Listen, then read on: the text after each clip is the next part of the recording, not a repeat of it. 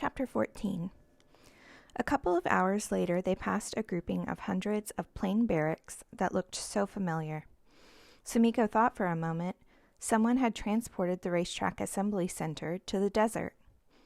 She thought a desert was supposed to be full of sand dunes, but this desert was filled with dry bushes and dry trees growing in dry dirt.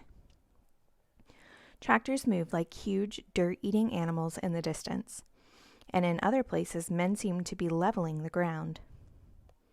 "Is that a chain gang?" she asked Bull. She had seen a movie once with a chain gang. "I don't know," he said. "They're digging irrigation ditches," Ichiro told her. "In the middle of the desert?" Sumiko asked. "There must be a water source somewhere." Sumiko couldn't see any signs of water. Then she caught a glimpse of what seemed like a mirage, a lush green field. Several men on the other side of the bus jumped out of their seats to see. One man leaned over Sumiko and squinted. "Looks like beans," he said. The bus drove past a second, smaller group of barracks. The driver announced, "You'll all be staying in Camp 3.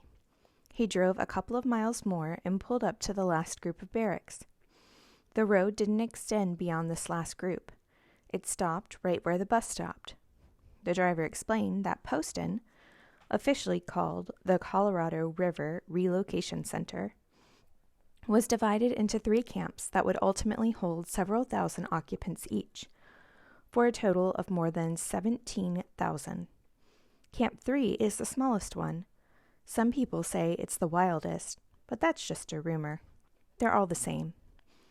Everybody got out and carried their things into the camp. A few Nikki greeted them, but Sumiko didn't see many people. She turned this way and that, but didn't see much of anything except barracks and desert.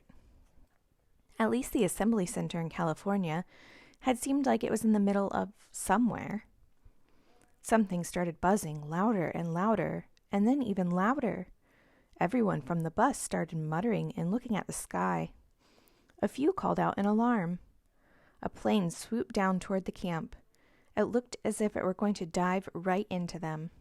They were going to die. Sumiko felt herself being thrown to the ground. The sound of the plane grew deafening and then subsided. She lifted her head and saw the plane flying away. Bull was lying next to her, one arm around her and the other around Tak-Tak. Some other newcomers were lying on the ground.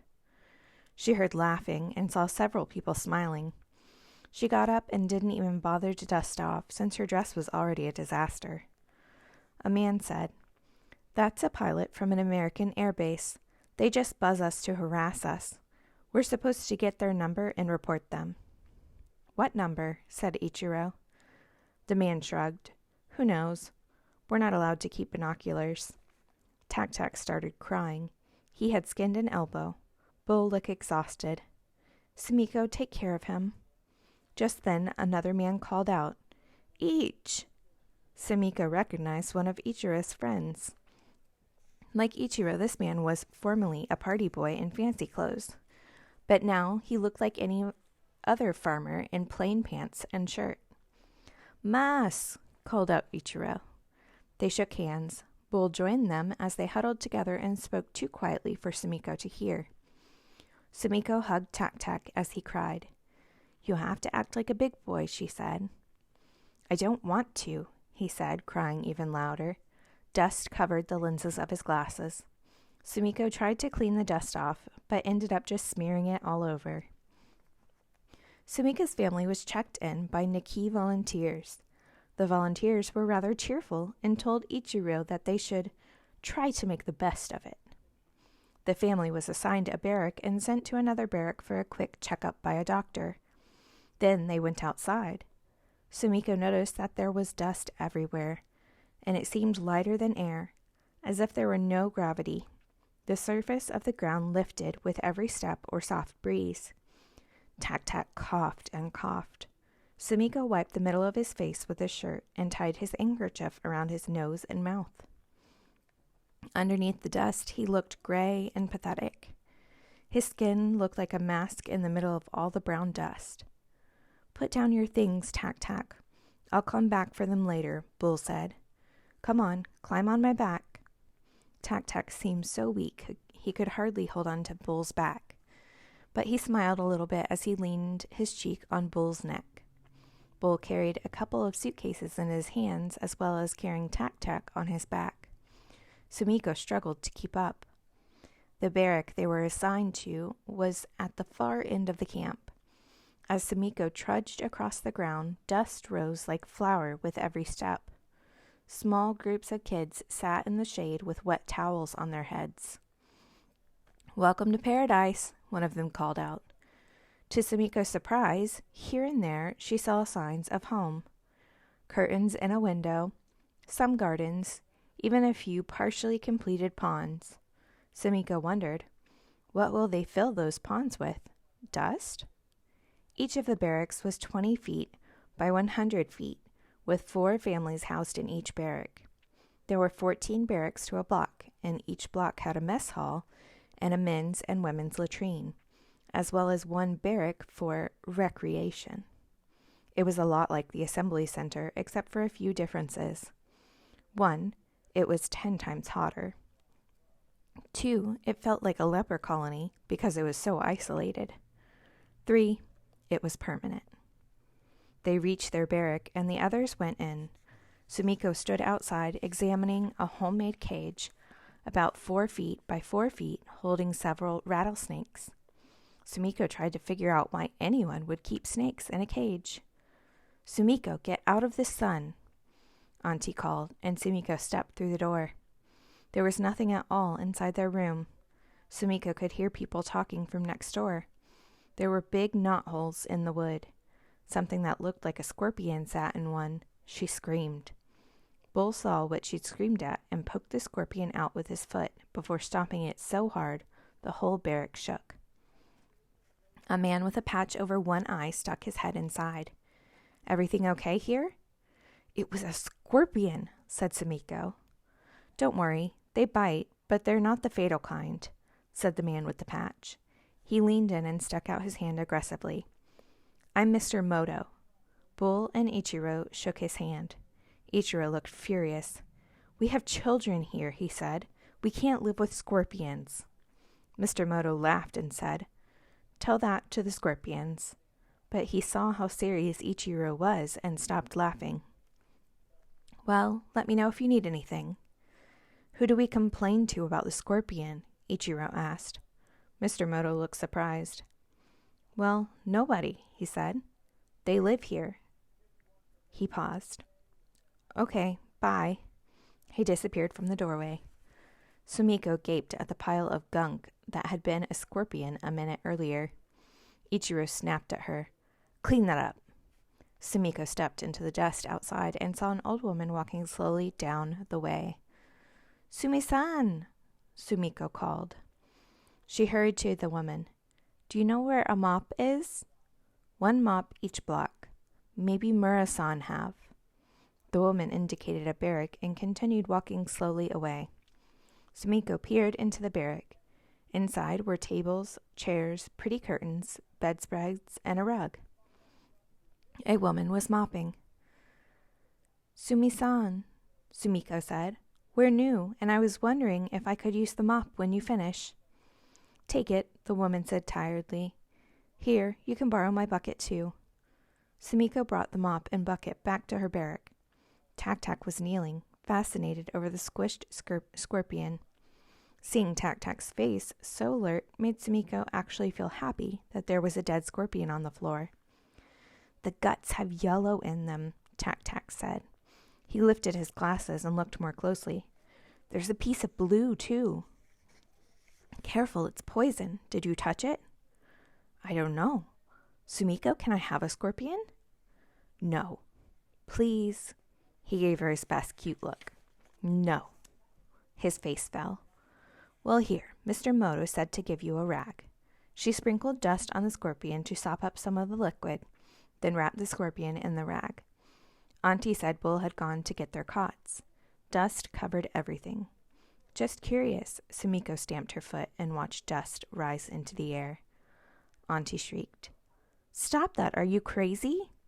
The way she shrieked made Sumiko wonder whether Auntie herself was crazy, but Sumiko apologized. Ichiro surveyed the room. I'll have to make some chairs and a table, he said. He glanced at Sumiko holding the rag. Haven't you thrown that thing out yet? Get busy. He walked out. Sumiko wrinkled her nose at Tak-Tak. Everybody's in a bad mood, she whispered.